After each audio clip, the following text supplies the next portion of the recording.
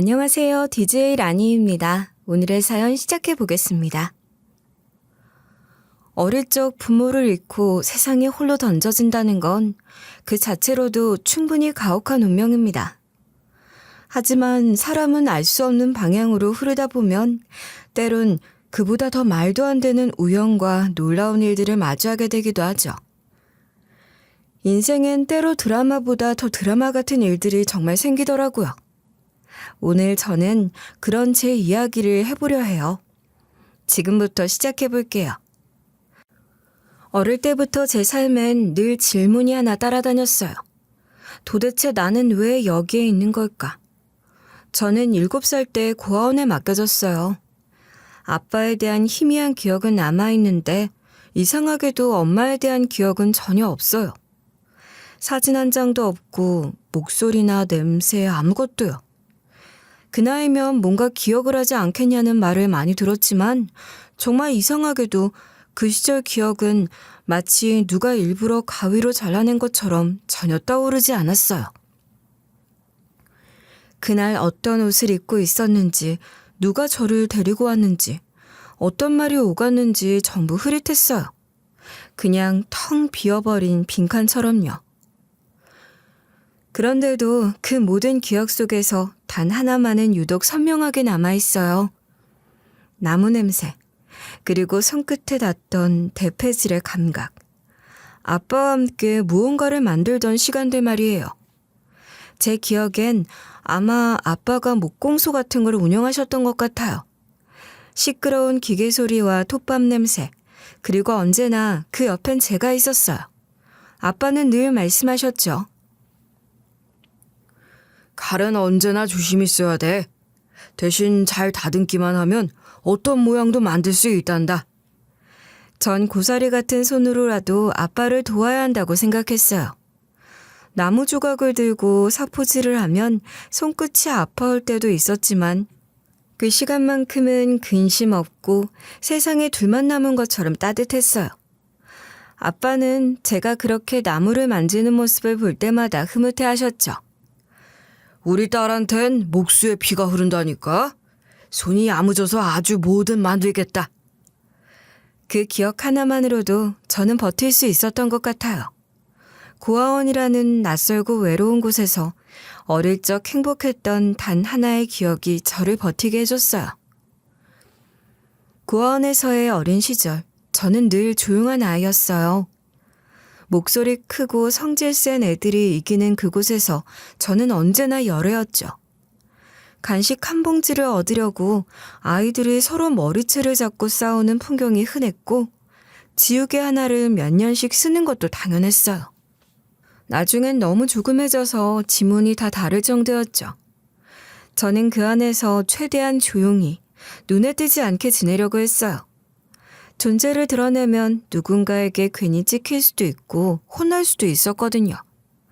아이들 중엔 밤마다 울고불고 하는 애도 있었고 늘 소리를 지르며 분풀이하듯 구는 애들도 있었어요.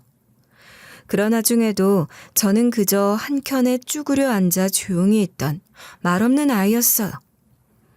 누구한테 특별히 괴롭힘을 당하지도 않았지만 그렇다고 따뜻한 손길을 받는 일도 없었죠. 그냥 그럭저럭 그렇게 스스로를 투명 인간처럼 숨기며 버텼어요. 그러던 어느 날 고아원에 정기적으로 봉사를 오시는 목수 할아버지를 처음 뵙게 됐어요. 오래된 나무 냄새가 비어있는 점퍼를 입고 계셨고 커다란 공구함을 들고 오셔서 우리에게 작은 나무 장난감 만들기를 가르쳐 주셨어요. 다들 신기해하면서도 금세 흥미를 잃었는데 저는 그 공구를 보는 순간 갑자기 손끝이 간질거리듯 반가웠어요. 어릴 적 아빠와 했던 그 시간의 감각이 그대로 손에 남아 있었던 거죠. 그때부터 저는 할아버지 곁을 졸졸 따라다녔어요. 할아버지가 알려주시는 대로 못을 받고 사포질을 하며 하나둘 따라하다 보니 어느새 제법 모양이 잡히는 걸 보시곤 할아버지가 말씀하셨죠. 너는 손이 야무지다. 집중력도 좋고 이쪽으로 가면 밥은 먹고 살겠다. 진짜요? 저도 목수 될 수 있어요? 그럼 똑같이 시작했어도 누구는 잘하고 누구는 대충 하잖아. 넌 잘하고 싶어 하니 잘할 준비가 된 거지. 그 말이 저는 잊히지 않았어요. 세상에서 처음으로 받은 인정 같은 거였어요. 제가 뭔가를 잘한다는 말, 누군가의 눈에 제가 괜찮은 아이로 비쳤다는 말. 그거 하나만으로도 밤마다 창고에서 버려진 나무 조각을 찾아와 깎고 사포질하는 게 즐거웠어요. 다른 아이들은 그런 저를 이해하지 못했죠. 야, 그 썩은 나무 좀 치워. 먼지 나잖아. 이거 그냥 버려지는 거 아니야. 다 쓰임이 있어. 할아버지랑 만들면 멋진 거 될 수 있어. 와, 진짜 이상하다 너. 그렇게 맨날 혼자 나무나 만지고 그냥 애들이랑 놀지? 난 이게 더 좋아. 나무 만지는 게 얼마나 재밌는데. 그런 식으로 제 손은 조금씩 나무와 익숙해져 가기 시작했어요. 할아버진 제 열정을 보시곤 공구 하나둘을 슬쩍 챙겨주셨어요. 작은 톱이나 손사포, 못 몇 개 들어있는 작은 주머니. 그런 걸 가방 안에 하나씩 넣어주실 때마다 저는 세상을 다 가진 것처럼 행복했어요. 그러다 중학교를 졸업할 무렵엔 이미 간단한 소품은 혼자서도 만들 수 있었고 고등학교에 진학하면서 아예 실업계로 진로를 정했어요. 목공 특성화 고등학교였는데 그곳에서 저는 더 많은 도구를 배우고 더 복잡한 가구를 설계하고 만드는 법을 익혔어요. 저한텐 천국 같은 곳이었죠. 그리고 졸업 후엔 바로 작은 목공소에 취직했어요. 일은 솔직히 정말 힘들었어요. 하루 종일 무거운 나무판을 나르고 손바닥에 가시는 매일같이 박혔고 톱밥이 눈에 들어가서 눈물이 나기도 했어요. 게다가 여자는 저 하나였거든요. 다들 처음엔 의아한 눈으로 저를 봤죠. 여자가 일 버틸 수 있겠어? 힘들 텐데. 너 그러다 괜히 며칠하고 말겠다고 나가는 거 아니야? 저 오래 할 거예요. 힘든 거 얼마든 다 감당할 수 있어요. 처음엔 그렇게 의심의 눈으로 쳐다보던 사람들도 제가 누구보다 빠르게 배우고 늦게까지 남아 연습하는 걸 보며 점점 인정해줬어요. 몸은 고됐지만 참 행복했죠. 고아원에서 막 나와 처음 제 이름으로 보증금을 내고 얻은 방 한 칸. 햇빛도 거의 들지 않는 반지하였지만 제 손으로 만든 작은 식탁과 의자를 들여놓았을 땐 감격스러웠어요. 진짜 완성이다. 이제야 진짜 집 같은 느낌이 나네. 그 순간만큼은 세상 부러울 게 없었어요. 그렇게 23, 24, 25. 시간이 흐르며 기술도 늘었고 이름도 조금씩 알려졌어요. 특히 의자 만드는 기술로 인정을 많이 받았어요. 사실 이쪽 일 모르는 분들은 잘 모르는데 제일 까다로운 게 의자거든요. 밸런스 맞추고 무게 분산시키고 사람 몸에 맞게 각도 조절하는 게 쉬운 일이 아니거든요. 큰 식탁이나 책장보다도 훨씬 어렵고 섬세한 작업이죠. 그런데 그렇게 아무리 실력을 인정받아도 고아 출신이라는 꼬리표는 늘 따라붙었어요. 저는 입 밖으로 꺼낸 적이 없는데 꼭 어디선가 말이 퍼지더라고요. 그리고 그런 말이 돌면 은근히 저를 무시하기 시작했어요. 말도 안 되는 핑계를 대며 돈을 늦게 주거나 재료를 덜 주고는 시치미를 떼기도 했어요. 화가 나도 저는 꾹 참고 일했어요. 버틸 수밖에 없었어요. 딱히 기댈 사람도 말할 사람도 없었거든요. 저에겐 기술 하나뿐이었고 그 기술을 지키는 일이 제 삶을 지키는 일이었어요. 그렇게 10년을 버티며 돈을 모았고 결국 30살이 되던 해에 작은 공방을 열었어요. 한 글자 한 글자 붓으로 또박또박 써내려간 제 이름 석자를 보는데 그 앞에서 괜히 눈물이 핑 돌았어요. 이름도 없는 허름한 골목의 작은 공방. 간판조차 스스로 손으로 만든 작은 공간이었지만 그 순간이 그렇게 뿌듯할 수가 없었어요. 고아원 창고에서 사포질을 하며 혼잣말로 꿈꾸던 그 내 가게를 드디어 갖게 된 거였죠. 공방을 차린 첫 해는 말 그대로 전쟁이었어요. 하루 종일 먼지만 털다가 그대로 문을 닫는 날이 더 많았고 의뢰는커녕 지나가다 구경하는 사람조차 드물었어요. 그래도 포기하지 않았어요. SNS에 작품 사진을 하나둘씩 올렸고 직접 디자인한 전단지를 인근 카페와 빵집에 부탁해서 붙이기도 했어요. 전단지 돌리러 다닐 땐 일부러 제가 만든 나무 펜꽂이나 쟁반 같은 걸 하나씩 들고 다녔어요. 혹시라도 관심을 보이면 보여드리려고요. 또 길에서 우연히 만난 이웃이 고장난 서랍을 들고 있으면 무조건 고쳐드렸어요. 물론 공짜로요. 이 서랍장 경첩이 헐거워져서 그래요. 나사만 바꿔 끼우면 되거든요. 아이고야, 이걸 그냥 해주시는 거예요? 네, 공방 근처에 사시니까 그냥 서비스예요. 저도 홍보할 겸요. 그러니까 소문 많이 내주세요. 그렇게 시작된 무료 수리가 입소문이 났고 언젠가부터 이 집은 뭐 하나를 맡겨도 그렇게 정성스럽게 해준다는 평판이 퍼지기 시작했어요. 길 건너 빵집 사장님이 의자 하나 리폼 좀 해주세요라고 부탁하시더니 며칠 후엔 그분 친구가 또 찾아오고 그 친구의 친구가 또 찾아오고 그렇게 단골이 1명, 2명 늘어갔어요. 진짜로 손맛이 전해지는 건 결국 시간이 지나면 알게 되더라고요. 그리고 그렇게 겨우 자리를 잡아가던 어느 날 제 인생을 통째로 흔드는 만남이 찾아왔어요. 바로 제 예비 남편이었죠. 예비 남편을 처음 만난 건 지역에서 열리는 한 가구 인테리어 박람회에서였어요. 지방 소도시였지만 그래도 나름 규모가 있는 행사였고 저한테도 작품을 소개할 수 있는 기회가 주어졌어요. 밤새 작업해 만든 원목 테이블, 의자, 그리고 손수 리폼한 장 하나를 들고 나가서 부스를 꾸몄어요. 발표 순서도 있었는데 저는 제 차례가 오기 전까지 손에 땀이 날 정도로 긴장했어요.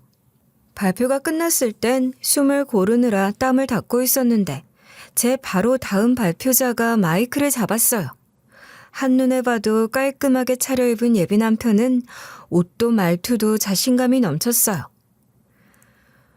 지금처럼 전통적인 감성만 고수해서는 시장에서 도태됩니다. 소비자들은 새로운 걸 원하고 세련된 걸 원하죠. 디자인은 공예가 아니라 산업입니다. 그 말에 순간 얼굴이 화끈거렸어요.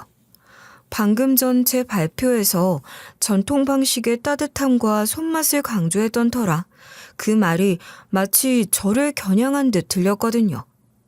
참고 넘어가려 했지만 발표가 끝난 뒤 그 사람이 제 작품 앞에 서서 한마디를 던졌어요. 이런 디자인은 솔직히 촌스럽지 않나요? 감성은 알겠지만 소비자들은 이런 거 잘 안 사요. 촌스럽다는 건 결국 취향 차이죠. 가구는 사람 손에 오래 남아야 하는 건데 유행만 쫓으면 몇 년도 못 가서 버려지는 거죠. 그래도 시대는 바뀌잖아요.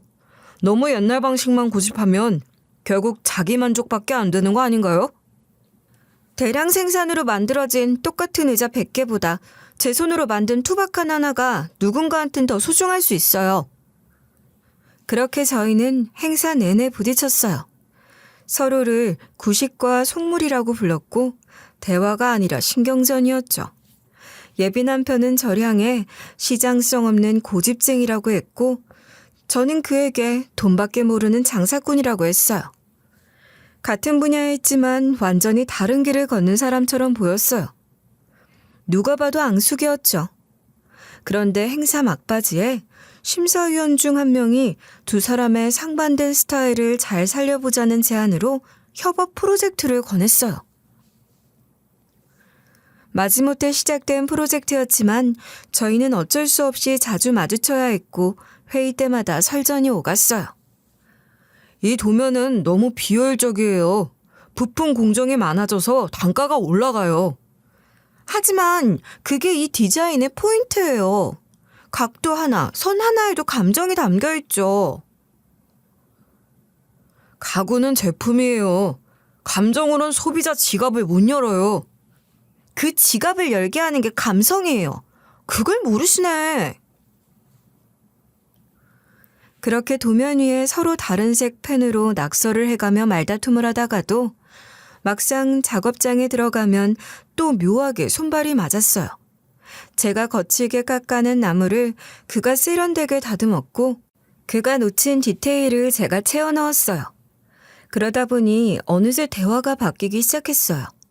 조금씩 가까워졌고 장난스러운 대화들이 늘어갔죠. 이거 사포질한 거야? 응, 왜? 놀랐어. 진짜 손끝에서 감정이 느껴지네. 감정으론 지갑 못 연다더니? 내가 그랬나? 기억이 안 나는데? 말 바꾸기 스킬도 수준급이네. 그렇게 티격태격하면서도 점점 웃음이 많아졌어요. 프로젝트가 끝날 무렵 저희 둘 다 뭔가 아쉽다는 걸 느꼈죠. 그러던 어느 날 예비 남편이 조심스럽게 물어봤어요. 목공은 어쩌다 시작했어? 여자들이 흔히 하는 일이 아니잖아. 보통 그런 질문을 받으면 그냥 손으로 하는 일이 좋았어 라고 얼버무렸어요. 그런데 그날따라 이상하게 말을 더 하고 싶더라고요. 그래서 조심스럽게 고아원 시절 얘기를 꺼냈어요. 사실 난 고아원에서 자랐어. 7살에 맡겨졌는데 어릴 적 아빠랑 나무 깎던 기억 하나로 버텼어. 나무는 말 안 해도 되니까 좋았어. 내가 만든 건 아무도 빼앗을 수 없잖아. 그게 좋았어. 그 말에 예비 남편의 눈빛이 변했어요. 경쟁자나 라이벌로 보던 눈이 아니었어요.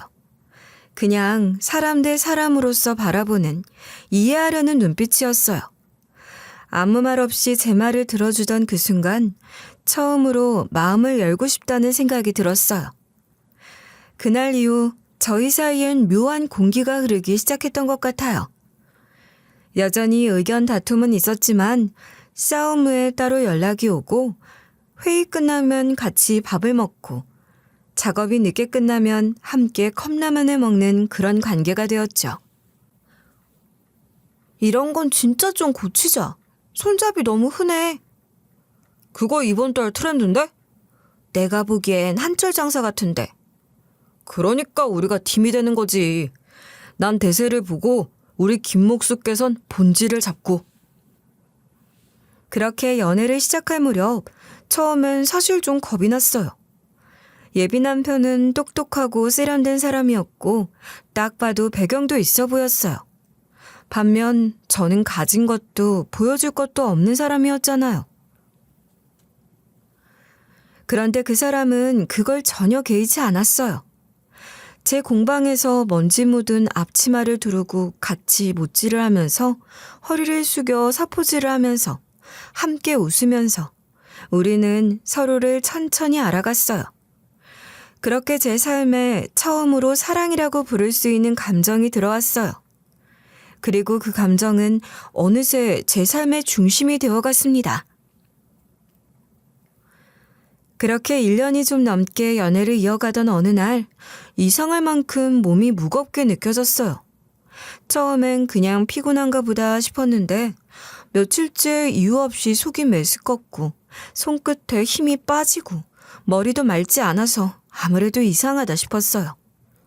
공방문은 열어놨지만 손에 아무 일도 잡히지 않았고 나무에 톱을 대는 순간에도 손이 자꾸만 떨렸어요. 결국 병원에 갔죠. 간호사가 건네준 하얀 검사지를 들고 대기실에 앉아있는데 온몸이 얼어붙은 것 같았어요. 진료실 문을 열고 들어가자 의사가 말했어요. 임신 초기로 보입니다. 지금 6주 정도 됐네요.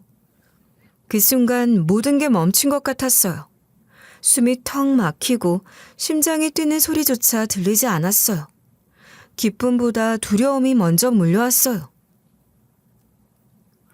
나 같은 사람이 부모 사랑도 잘 모르고 자란 내가 과연 부모가 될 수 있을까? 내가 누군가에게 생명을 주고 지켜내고 사랑할 수 있을까? 내가 부모가 될 자격이 있나? 수많은 생각들이 뒤엉키며 머릿속을 뒤덮었어요. 손에 들고 있던 검사지가 바스락거릴 정도로 손이 떨렸고 눈앞이 흐릿해졌어요. 며칠 동안 그 사실은 혼자 안고 있었어요. 공방문을 열긴 열었지만 하루 종일 작업대 앞에 앉아 도면만 바라봤고 목공 도구를 쥐는 순간마다 눈물이 났어요. 진짜 모르겠더라고요. 이걸 예비 남편에게 말해야 할지, 말하면 그는 어떤 반응을 보일지, 혹시라도 부담스러워할까봐, 아니면 책임지기 싫다며 등을 돌릴까봐. 그것도 무서웠어요. 또다시 혼자가 되면 어쩌지, 또다시 버려지면 어쩌지, 그런 두려움도 컸죠. 그러다 어느 날 예비 남편이 저한테 물었어요. 요즘 왜 그래? 무슨 일 있어? 나한테 숨기는 거 있지? 없어. 그냥 좀 피곤해서. 일이 많아서 그런가 봐. 거짓말. 무슨 일 생기면 꼭 그런 식으로 말하잖아. 말해줘. 무슨 일이야? 그 말에 결국 저는 참았던 눈물을 터뜨렸어요. 도저히 말을 꺼낼 용기가 나지 않아서 머뭇거리다가 겨우 입을 열었어요. 실은 나 임신했어. 예비 남편은 순간 멍한 표정을 지었어요. 21번 깊게 들이켰고 눈이 제 눈을 똑바로 바라봤어요. 저는 눈물을 닦지도 못한 채 말을 이어갔어요. 나 자신이 없어. 부모 얼굴도 모르고 자란 내가 어떻게 부모가 될 수 있겠어. 나 같은 사람이 아이를 낳는다는 게 겁이 나. 아이한테 상처만 줄까 봐. 예비 남편은 한참 동안 말없이 있다가 제 손을 꼭 잡았어요. 따뜻하고 단단한 손이었어요. 당신 혼자가 아니잖아. 나 있잖아. 내가 같이 할게. 당신도 아이도 내가 끝까지 지킬 거야. 우리 같이 하자. 아이 낳자. 그 말에 저는 그 자리에서 또 울고 말았어요. 너무 무서웠던 감정이 조금씩 녹아내리는 느낌이었어요. 제 손을 감싸던 그의 손이 말보다 더 큰 위로였어요. 아무 말 없이 가만히 그 손에 손가락을 얹었어요. 그렇게 둘이 오래도록 말없이 앉아 있었어요. 그날 밤 처음으로 이 아이를 진심으로 생각해 봤어요. 이 아이가 내 삶에 온 이유를. 그리고 며칠 뒤 예비 남편이 공방에 불쑥 찾아왔더라고요. 작업대 앞에서 도면을 그리던 저에게 다가오더니 예비 남편은 갑자기 무릎을 꿇었어요. 작은 케이스 하나를 열며 제 앞에 반지를 내밀었어요. 나랑 결혼해줘. 내가 평생 당신 곁에서, 아이 곁에서 함께 할게. 도망치지 않을 거야. 진심이야. 순간 아무 말도 못했어요. 눈물이 고여서 눈앞이 흐려졌고 목이 메어 말을 잃었어요. 그저 고개를 천천히 끄덕였고 그의 손을 조용히 잡았어요.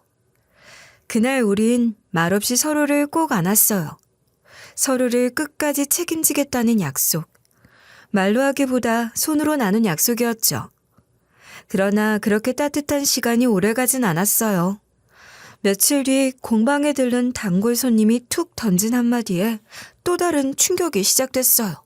어머, 방금 나간 사람 혹시 사장님 남자친구예요? 그분 기업 회장 아들이잖아요. 네? 그게 무슨 말씀이세요?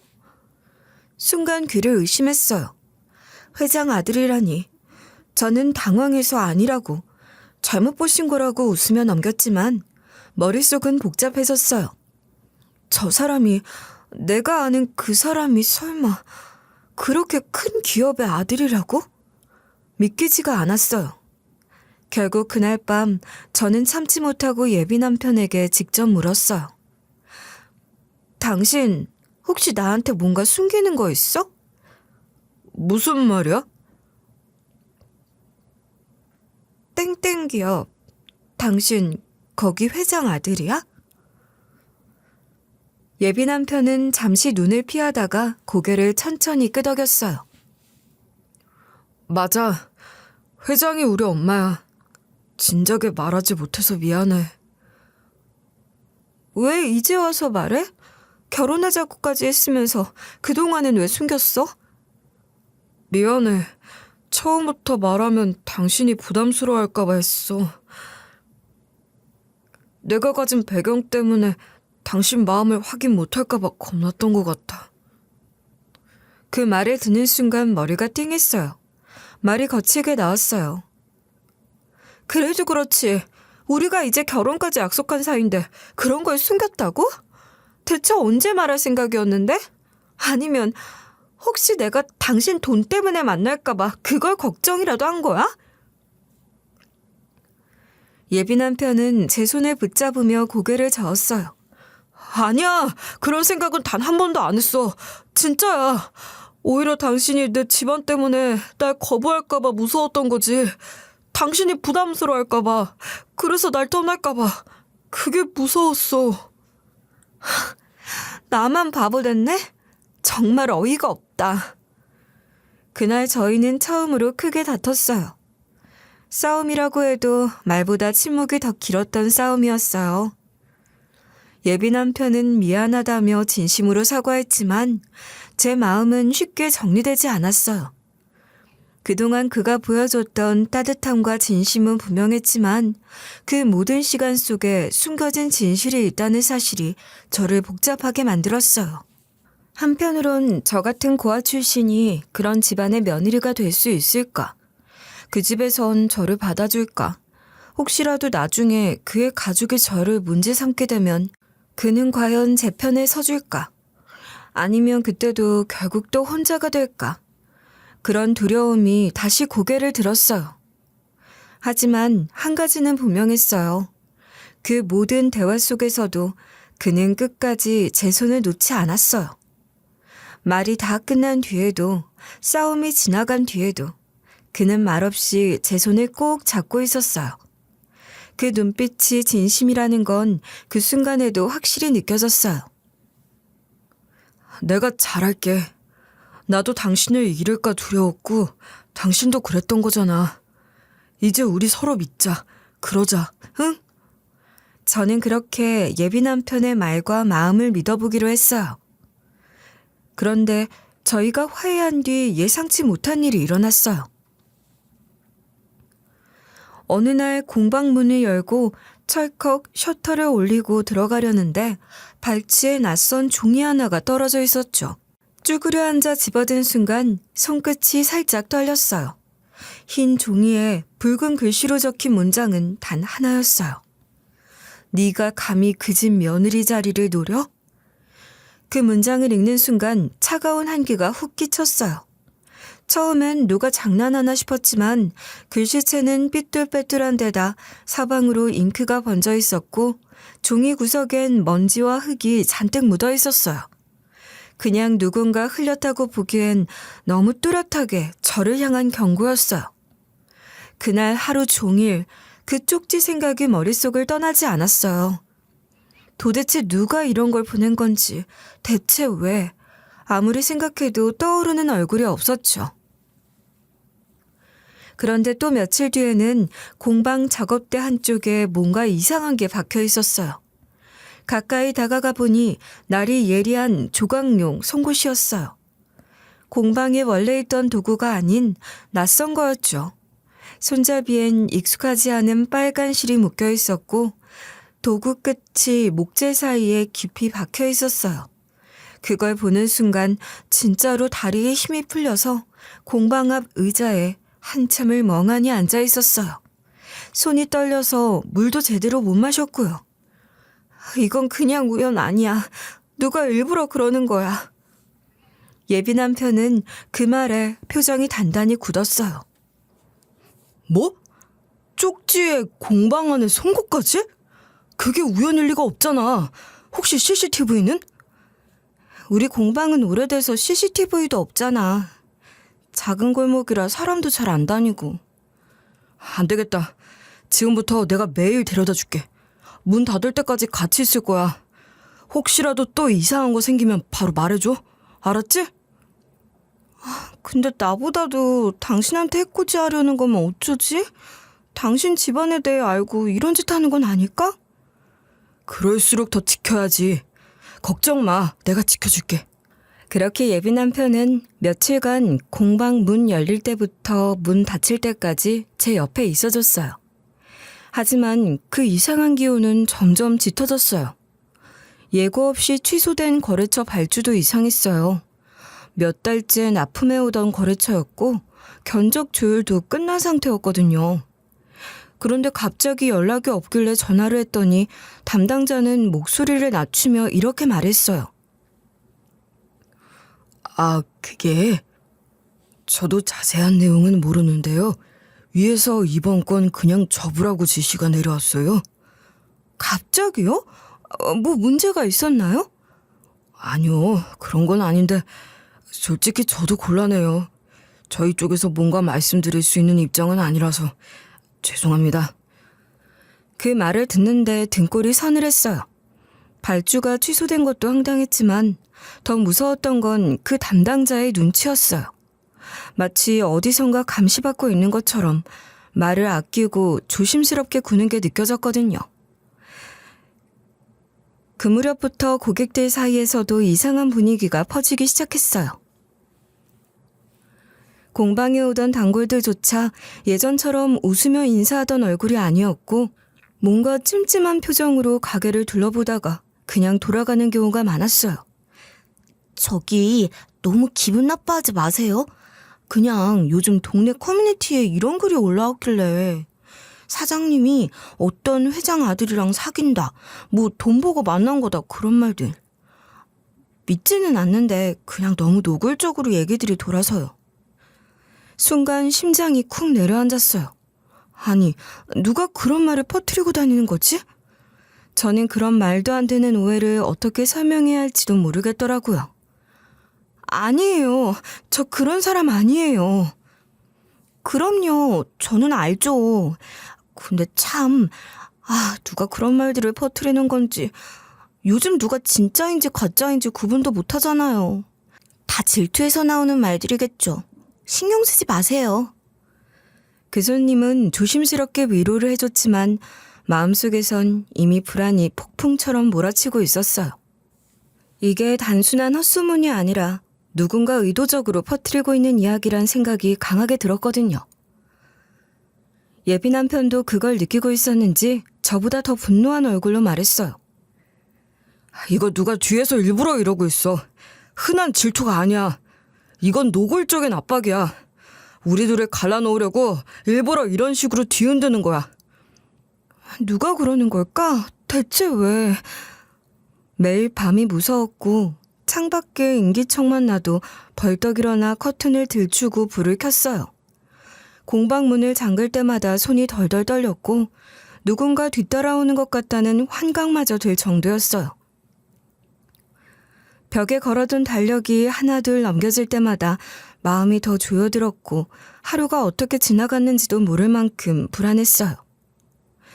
예비 남편은 그 와중에도 늘 공방 앞에 제일 먼저 와 있었어요. 당신은 일 안 해도 돼? 왜 매일 이렇게까지 해? 내 사람 지키는 게 더 중요하니까. 그리고 이게 일보다 더 큰일이야. 근데 당신 가족은 몰라? 이런 일 벌어지고 있다는 거. 혹시라도 관련 있으면 내가 다 알아낼 거야. 절대 가만히 안 있을 거고. 그 말 속에 뭔가 복잡한 감정이 섞여 있었어요. 저를 걱정하는 말이었지만 동시에 예비 남편도 뭔가 짐작하고 있는 듯한 표정이었죠. 그날 밤 공방문을 닫고 집에 돌아오는 길에 저는 결국 묻고 말았어요. 혹시 당신 어머니가 이 일에 연관이 있는 건 아닐까? 예비 남편은 잠시 말이 없었어요. 그러다 대답했어요. 그럴 수도 있어. 확신은 못해. 하지만 그럴 수도 있지. 그 말을 듣는 순간 심장이 내려앉는 느낌이었어요. 설마 했던 불안이 현실이 될 수도 있다는 생각에 그날 밤 저는 도저히 잠을 이룰 수 없었어요. 천장을 바라보며 정말 내가 감당할 수 없는 사람을 사랑한 걸까? 그 사랑 하나로는 부족한 길을 걷고 있는 걸까? 그런 생각들이 꼬리에 꼬리를 물고 올라왔어요. 하지만 그런 상황에서도 예비 남편은 흔들리지 않았어요. 하루가 멀다 하고 이상한 일들이 계속됐고 거래처가 끊기고 공방에 찾아오는 사람들의 시선이 달라져도 그는 단 한 번도 물러서는 법이 없었어요. 오히려 저보다 더 단단해 보였고 조심스럽지만 확고한 말투로 저에게 말했어요. 이런 일이 생길수록 더 빨리 정식으로 인사드리는 게 맞아. 엄마한테 당신을 당당히 보여주고 우리가 진짜로 결혼할 거라는 걸 분명히 해야 해. 예비 시가에 간다는 건 제겐 마치 인생 전체가 시험대에 오르는 기분이었어요.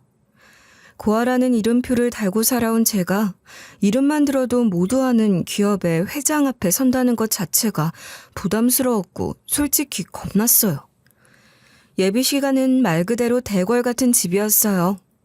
높은 담장과 철제 대문, 정원에는 정갈하게 다듬어진 나무들이 줄지어 있었고 그 길을 따라 들어가는 동안 제 옷차림이며 신발까지 하나하나 더 작고 초라하게 느껴지더군요.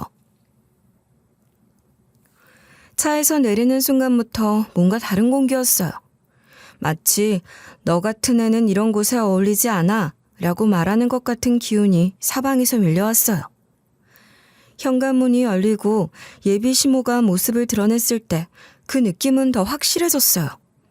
반정하고 고급스러운 옷을 입고 있었지만 눈빛은 날카로웠고 첫마디도 없이 저를 위아래로 흐른 그 시선에서 이미 마음에 들지 않는 게 느껴졌어요. 제가 조심스럽게 허리를 숙이며 인사를 올렸어요. 처음 뵙겠습니다. 인사드리러 왔습니다. 예비 시모는 눈을 한번 깜빡하더니 고개만 아주 천천히 끄덕였어요. 그리고는 곧장 한마디를 툭 내뱉었어요. 기어이 인사를 시키겠다고 데려오는구나. 어떻게 생기는지 얼굴이나 보려고 오라고 했더니 뭐 그리 예쁘지도 않고 별 볼 일도 없는 애구나. 그 말에 등줄기를 타고 땀이 주르륵 흘렀어요. 예비 시모는 곧장 곁에 있던 비서를 불렀어요. 박 비서? 저 아이 뭐하는 앤지 뭘 노리고 우리 아들을 붙잡은 건지 하나도 빠짐없이 털어와. 엄마, 그렇게까지 하실 건 없잖아요. 인사하러 왔는데. 네가 아직 철이 없으니까 내가 확인해야 하는 거다. 요즘 어디서 굴러온 앤지 모르는 애를 데리고 오면 내가 가만히 있어야 하니? 그 순간 마치 제가 사람으로서 존중받는 존재가 아니라 조사 대상처럼 여겨지는 느낌이었어요.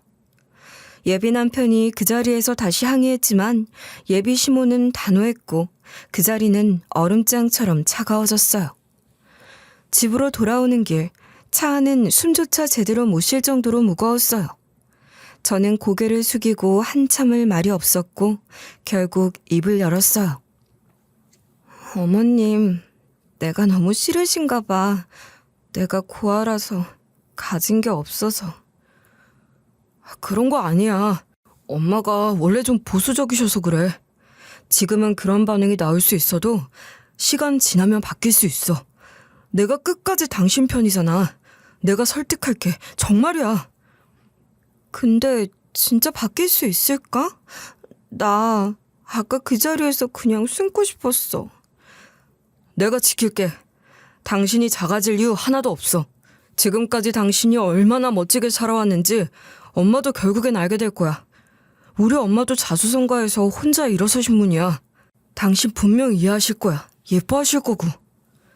그의 말은 따뜻했지만 마음은 쉽게 가라앉지 않았어요. 아무리 예비 남편이 곁에 있어도 저는 불안했어요. 며칠 동안 제대로 잠도 못 잤어요.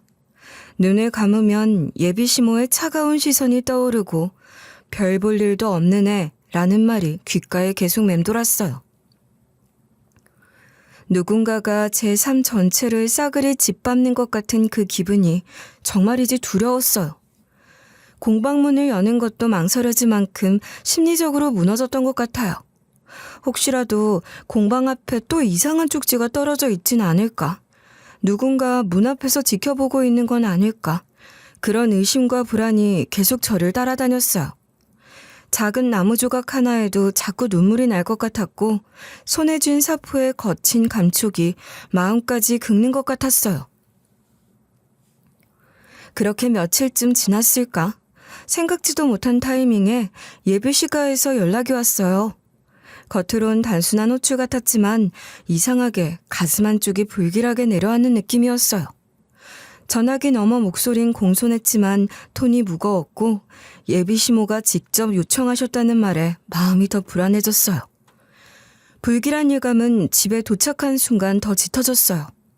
고풍스럽고 단단한 대문을 지나 현관을 들어서자 집안 공기는 유독 조용했고 긴장이 팽팽하게 감돌았어요. 정원에서 나무바람 부는 소리조차 유난히 크게 들릴 정도로 온 집이 숨을 죽이고 있는 것 같았어요. 거실로 들어서자 예비시모는 조용히 소파에 앉아 계셨고 손엔 두툼한 서류 뭉치가 들려 있었어요. 테이블엔 차도 놓이지 않았고 인사는 생략된 채 바로 본론으로 들어가겠다는 분위기였어요. 앉아. 오늘은 좀 무거운 이야기를 해야 할 것 같으니까. 저는 말없이 맞은편에 앉았어요. 손에 땀이 고이기 시작했고 등줄기가 서늘했어요. 그리고 예비시모는 조용하고 또렷한 목소리로 입을 열었어요. 이건 네 출생과 관련된 조사 자료야. 네가 누구의 딸인지, 어떤 삶을 살아왔는지, 그동안 네가 몰랐던 부분까지 포함해서. 말을 마치자 서류 하나가 제 앞에 밀려왔어요. 저는 손을 떨며 조심스럽게 표지를 넘겼어요. 거기엔 제가 태어난 지역, 보호자 명단, 고아원에 입소하게 된 연도와 사유까지 세세하게 적혀 있었어요. 그리고 한 장을 더 넘기자 오래전 제 아버지에 대한 정보가 나왔어요. 놀라웠어요. 제가 희미하게 기억하던 대로 아버진 나무 관련 일을 하셨고 작지만 성실하게 공장을 운영하셨다고 적혀 있었어요. 그런데 거기서 끝이 아니었습니다. 더 놀라운 건 그 공장이 바로 예비시가와 거래하던 하청업체였다는 사실이었어요. 이게 진짜예요? 저희 아버지가 회장님 회사와 거래를 했었다고요? 그래. 너희 집안이 우리 회사 하청을 맡았던 거 나도 처음엔 몰랐어. 그 시절엔 하청이 워낙 많았고 나는 보고만 받았으니까. 그런데 이번에 조사를 하다 보니 예비시모는 말을 멈추고 서류에서 사진 한 장을 꺼냈어요. 바른 종이 안엔 한 남자가 웃고 있었어요. 사진 속 아빠는 제가 기억하던 모습보다 훨씬 마르고 어딘가 지쳐 보였지만 확실히 아빠였어요. 순간 숨이 멎을 뻔했어요. 이 사람이 네 아버지 맞지? 네, 맞아요. 그 남자, 네 아버진 그 당시 회사를 유지하기 위해 끝까지 노력했지만 결국 부도가 났더구나. 빚을 감당하지 못하고 스스로 생을 마감했다는 기록이 있어. 그 말을 듣자 순간 귀가 멍해졌고 몸이 움직이지 않았어요. 머릿속이 새하얘지고 모든 소리가 멀어졌어요. 아빠가 스스로 세상을 떠났다고? 저는 그 충격의 말을 잃었어요. 저희 아빠가 정말 그렇게 돌아가셨다고요? 나도 믿기지 않았어. 그런데 그게 기록에 남아있었고 실제로 조사한 결과 그 해에 자살로 사망한 사람 중 이름과 일치하는 사람이 있었어. 그리고 결정적으로 예비시모는 다시 서류를 넘겼어요. 마지막 장에는 어떤 이름이 굵게 인쇄돼 있었고 빨간 줄이 그어져 있었어요. 그 회사가 그렇게 무너진 데엔 내부 압박이 있었어. 납품 단가를 부당하게 깎고 허위 계약서를 만들어서 계속 손해를 입히고 의도적으로 부도를 유도한 정황이 확인됐어. 그리고 그 장본인이. 예비시모는 말을 멈췄어요. 그리고 손에 든 서류를 힘없이 내려놓았어요. 내 곁에 있던 부사장이었어. 내가 가장 신뢰하던 사람. 무려 20년 넘게 내 옆에서 일한, 지금도 일하고 있는 사람이었는데 그 인간이 네 아버지 회사를 그렇게 무너뜨렸어. 당시엔 나도 몰랐어. 나는 그 당시 전적으로 그 부사장의 보고에 의존하고 있었거든. 그 사람이 하는 말이 진실이라고 믿었고 단 한 번도 의심하지 않았어. 그 사람이 지금도 곁에 있어요? 그래. 그리고 그 인간이 나에게 너에 대한 이야기를 많이 했다. 그래서 나도 너에 대한 선입견을 갖고 있었던 거야. 그 말에 저는 눈을 감았어요. 손끝이 저릿했고 입술이 말라붙었어요. 그동안 저를 괴롭혔던 협박 쪽지, 끊긴 거래, 수상한 시선들, 그 모든 것들이 갑자기 퍼즐처럼 맞춰졌어요. 예비 시모는 눈을 질끈 감았고 손이 떨리고 있었어요. 진심으로 충격을 받은 듯한 모습이었어요. 저는 제 아빠의 죽음을 처음으로 제대로 마주한 충격에 숨이 막혀왔고 예비 시모는 자신이 신뢰했던 부하의 배신에 의자에 주저앉아 아무 말도 못하고 있었어요. 이 모든 걸 인연이라고 해야 할지 운명이라고 해야 할지. 근데 분명한 건 우리가 지금 여기까지 온 건 그냥 우연은 아니라는 거야. 당신 아버지에 대한 일 너무 늦게 알게 돼서 미안해. 저는 말없이 고개를 끄덕였어요. 어떤 말로도 설명이 안 될 만큼 복잡한 감정이 가슴을 채우고 있었어요. 아버지를 더 이상 원망할 수 없었고 예비 시모를 미워할 수 있는 여유도 없었어요. 무엇보다 누군가가 계속해서 제 곁을 흔들고 있었다는 사실이 이제는 확실해졌어요. 그 부사장이 제 존재를 알아채고 다시 이간질을 했고 공방에도 압박을 가하고 쪽지를 보내고 거래처를 조작하며 모든 걸 어지럽혔다는 사실이 문서 속 기록에 고스란히 남아있었어요. 그 사람은 여전히 저를 위협이라고 여겼고 또다시 제 삶을 무너뜨리려 했던 거였죠. 그리고 이제 저는 그 진실을 마주하게 되었고 더는 피할 수 없는 선택의 갈림길 앞에 서게 된 거고요. 진상을 모두 파악한 예비 시모는 망설임 없이 움직였어요. 그날 조사 결과를 확인한 직후 바로 내부 감사팀에 비상 소집을 걸었고 동시에 외부 포렌식 회계법인과 계약을 체결했어요. 그 법인은 업계에서도 손꼽히는 분석 전문팀이었고 예비 시모는 단호하게 지시를 내렸다고 하더군요. 지금 이 순간부터 회사 서버, 메일, 결제 문서, 협력사 대금 지급 내역까지 전부 조사에 들어가요. 어떤 자료도 누락 없이 원본 기준으로 수집하세요. 동결 조치 먼저입니다. 그날 밤 회사는 전산팀과 감사팀이 모두 철야 근무에 들어갔고 다음날 아침 평소처럼 사무실로 출근한 부사장은 아무것도 모른 채 커피를 들고 자리에 앉았다고 해요. 책상엔 하루 일정과 결제 서류가 정리되어 있었지만 그 순간 부사장의 법인 휴대폰과 사무실 컴퓨터는 이미 보안실을 통해 회수된 뒤였고 전산팀은 그의 계정 접근 권한을 모두 차단했어요. 부사장은 이상하다는 듯 메일함을 열려다 차단 메시지를 보고 고개를 갸웃거렸고 이내 들어온 감사팀 책임자의 안내에 따라 회의실로 이동하게 됐다고 해요. 처음엔 무슨 일인지 눈치를 못 챘지만 예비 시모가 직접 감사 지시를 내렸다는 사실이 전해진 뒤부터는 얼굴이 굳어졌다고 했어요. 조사는 빠르게 진행됐어요.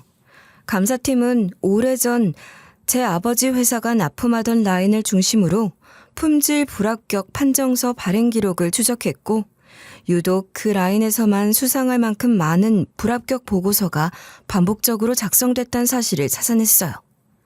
게다가 불합격 사유는 표면 흠집, 측정 편차, 재검 요청처럼 아주 모호하게 적혀 있었고 그 시점마다 어김없이 단가 인하나 재협상이 이루어진 내역이 결제 로그에 남아 있었어요. 아버지 회사를 고사시키려고 계획적으로 움직였단 거네. 일부러 불합격 처리해서 계약 단가를 계속 깎아낸 거지. 그게 사람 하나 죽일 수도 있는 일인지도 모르고 그렇게 했다는 거야? 아니, 알면서도 했겠지. 그러니까 더 무서운 거고. 아예 고사시킬 생각이었을지도 몰라. 결국 그렇게 돼버린 거고. 하필 왜? 왜 우리 아빠였던 거야? 무슨 원한이 있었던 것도 아니잖아. 결국 모두 돈 때문이겠지. 회사 돈을 빼돌리려면 작은 협력사를 눌러야 쉬우니까. 감사팀은 당시 대금이 이상하게 빠져나간 내역을 추적했고 납품과 관련된 대금 일부가 익명의 법인 계좌로 흘러들어간 정황을 포착했어요. 그 법인의 명의자는 한 벤처 회계 법인이었지만 실소유주는 부사장의 처가 쪽 인물로 연결됐다는 걸 확인한 순간 모든 조각이 맞춰지기 시작했어요. 그쯤 되자 예비시모는 참지 않고 부사장을 별실로 불러 단독 면담을 진행했어요. 그 자리에서 예비시모와 감사팀장 그리고 법무팀장이 배석했고 제가 들은 바로는 대화는 처음부터 살벌했다고 해요. 부사장은 초반엔 발뺌을 했다더군요. 회장님, 그건 당시 협력사 품질 관리 문제였습니다. 저도 경쟁사 압력이 있다는 보고를 받아서. 그 보고 누가 했지? 부사장 당신이잖아. 당신이 직접 만든 허위 보고서였어. 그리고 이 계좌, 이 돈 흐름, 이건 또 뭐야? 부사장은 그 뒤로는 말을 잇지 못했다고 해요. 예비시모는 더는 시간을 끌지 않았고 바로 법무팀에 고소장 정리를 지시했죠. 그와 동시에 회사는 부사장의 출입카드를 즉시 비활성화시켰고 법인 서버 계정과 이메일 접근도 모두 차단 조치했어요. 전직 임원이었지만 예외는 없었어요. 그 사람은 그렇게 한순간에 모든 권한과 지위를 박탈당했습니다. 거기서 끝이 아니었어요. 제 공방에 떨어졌던 협박 쪽지와 거래처 발주 취소건 역시 예상보다 훨씬 빠르게 실체가 드러났어요. 감사팀이 회수한 부사장의 법인 휴대폰에서 운전기사와 외부 번호 간 통화 내역이 반복적으로 확인됐고 경찰과 공조한 끝에 공방 주변 CCTV를 분석한 결과 쪽지를 두고 간 남성이 부사장의 운전기사가 통화한 사람과 같은 날 같은 골목에서 포착됐다는 사실이 밝혀졌죠. 역시 그 협박도 다 계획된 거였네. 당신 접근 막으려고. 그러면 그 거래처 취소도? 응. 부사장 직속 팀장이 구두 지시한 거였대. 감사팀에서 진술 확보했다고 하더라. 대체 왜 그렇게까지 한 거야? 당신은 아무 잘못 없어. 그 인간이 당신 정체를 알고 나서부터 자기 잘못이 드러날까 봐 겁먹은 거지.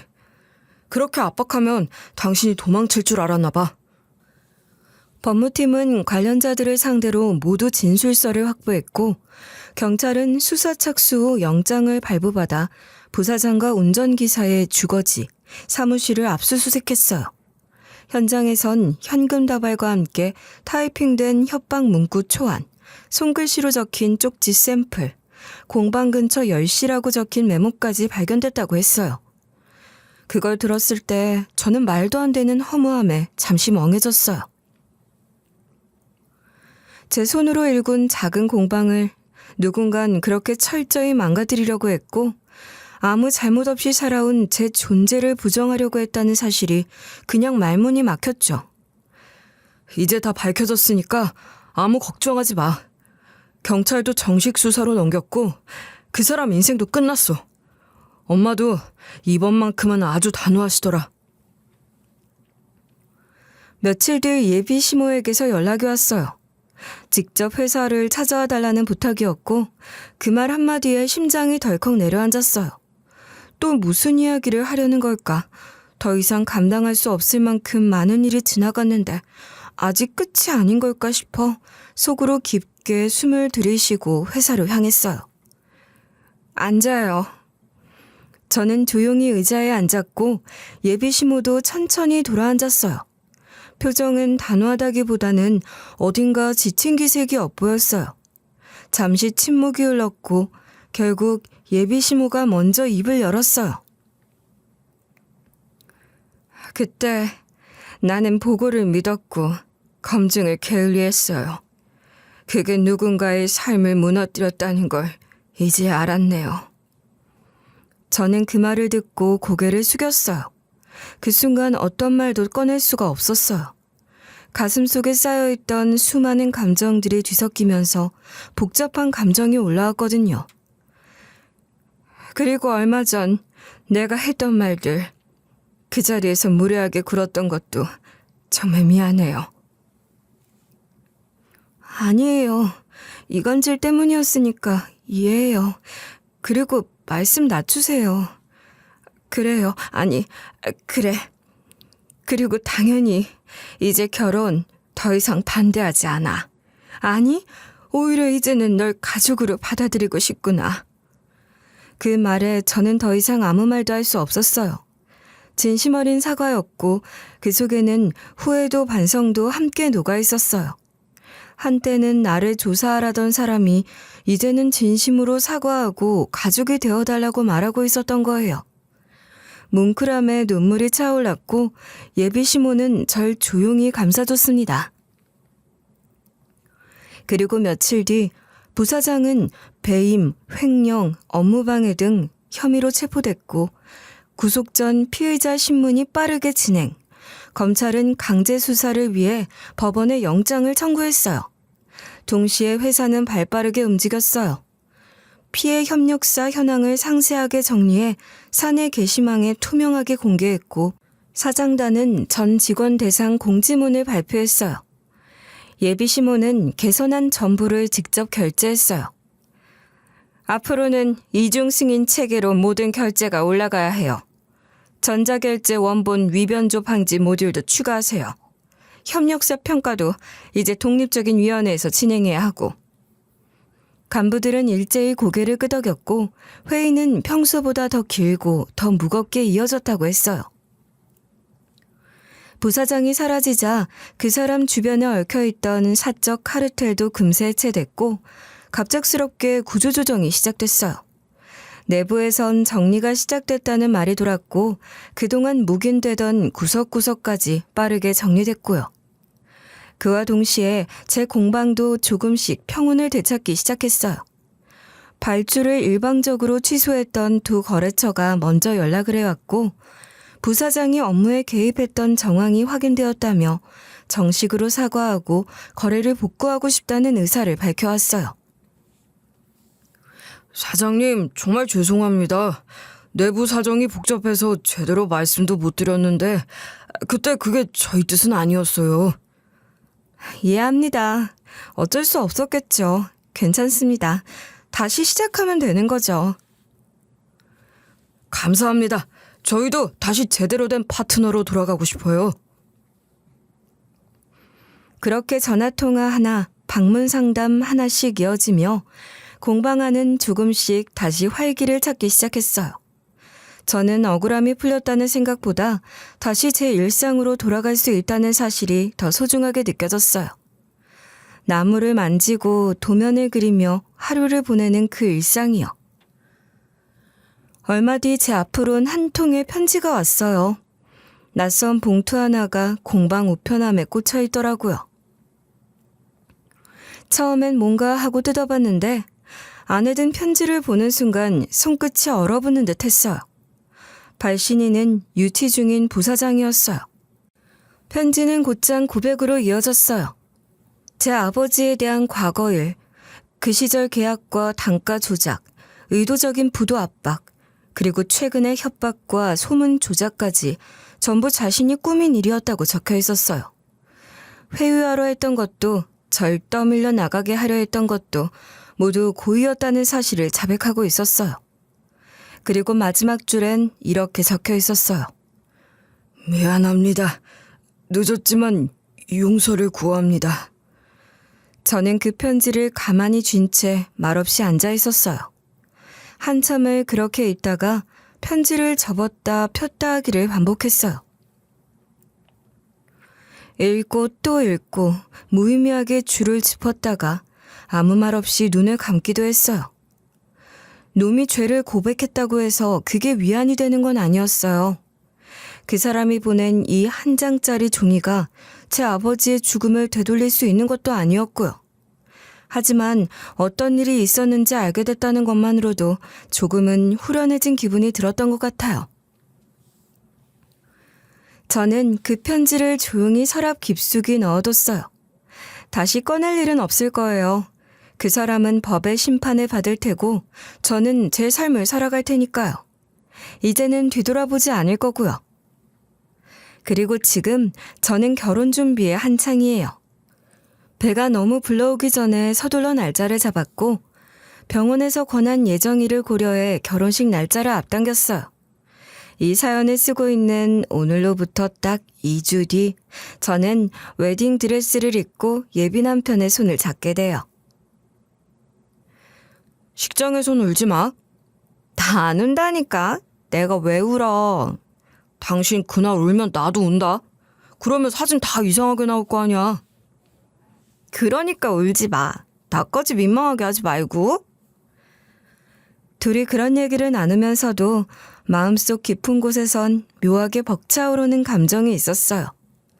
여태껏 지나온 시간들이 하나하나 영화처럼 떠오르기도 했고 이 자리에 오기까지 얼마나 많은 고비가 있었는지 다시금 느껴졌어요. 그런 저에게 예비 시모는 며칠 전 아주 개인적인 제안을 하나 건네셨어요. 회사 산하 교육기금을 활용해 고아원 출신 청년들을 위한 장학 프로그램, 도제 프로그램을 만들겠다는 거였어요. 그리고 그 운영 방향과 세부 내용에 대해 제 의견을 묻고 싶다고 하셨어요. 네가 누구보다 잘 알 테니까 어떤 아이들이 어떤 도움이 필요한지 어떻게 해야 정말 필요한 손길을 닿을 수 있는지 날 좀 도와다오. 그 말을 듣는데 가슴 한쪽이 울컥했어요. 저는 더 이상 버려진 고아가 아니라 누군가의 목소리를 낼 수 있는 사람이 되어 있었어요. 그 사람들에게 혼자가 아니다라는 말을 해줄 수 있는 위치에 서 있다는 사실이 믿기지 않을 만큼 감사했고요. 그 프로그램 제가 정말 잘 운영해 볼게요. 저처럼 외롭고 배골았던 아이들이 조금이라도 덜 아프게 자랄 수 있도록요. 이제 저는 과거의 저와 똑같은 아이들을 위한 삶을 살고 있어요. 고아원에서 어깨를 움츠렸던 그 시절, 지옥의 하나를 쪼개 써가며 버텼던 저처럼 세상이 너무 크고 무서운 아이들에게 제가 손을 내밀 수 있다면 제 인생은 그걸로 충분하다고 생각해요. 나무를 다듬듯 시간이 흐르면 상처도 조금씩 결이 생기고 마침내 하나의 형태를 갖추게 되는 것 같아요. 그 조각들이 모여 이제는 저만의 하나의 가구가 되었어요. 울퉁불퉁하지만 단단하고 작지만 따뜻한. 그리고 제 곁엔 이제 함께 살아갈 사람이 있어요. 제가 만든 식탁에서 함께 밥을 먹고 제가 만든 의자에 앉아 하루를 마무리할 사람이요. 예전엔 상상도 할 수 없던 미래지만 이제는 현실이 되었어요. 누군간 저에게 운명이 너무 가혹했다고 말할지도 몰라요. 하지만 저는 그렇게 생각하지 않아요.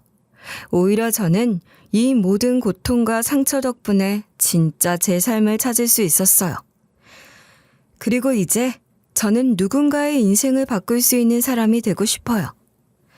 진실은 때때로 우리가 상상도 못한 방식으로 모습을 드러내곤 하죠. 그날 이후 저는 제 인생에서 가장 무거운 퍼즐 한 조각을 마침내 맞출 수 있었어요. 세상이 저에게 했던 잔인한 장난이 사실은 누군가의 선택이자 누군가의 욕심이었다는 걸 알게 되었을 때 참 많은 감정이 오갔지만 적어도 이제는 제 마음의 방향을 알 수 있게 됐어요. 용서라는 말은 그렇게 쉽게 입에 올릴 수 있는 게 아니에요. 어떤 상처는 시간이 흘러도 아물지 않고 어떤 잘못은 다시는 되돌릴 수 없으니까요. 하지만 상처를 끌어안은 채로라도 앞으로 걸어갈 수 있다는 걸 저는 배웠어요. 그리고 누군가의 상처를 지나치지 않고 함께 짊어질 수 있는 어른이 되기로 결심했어요. 그게 아마도 제가 살아남은 이유일지도 모르니까요. 이제 저는 제 삶을 다시 꾸려나갈 준비가 됐어요. 아버지가 끝내 지켜내지 못한 그 미래를 제가 다시 시작해보려고요. 여러분의 삶에도 따뜻한 결말이 찾아오길 진심으로 바라며 긴 이야기 끝까지 들어주셔서 진심으로 감사드립니다.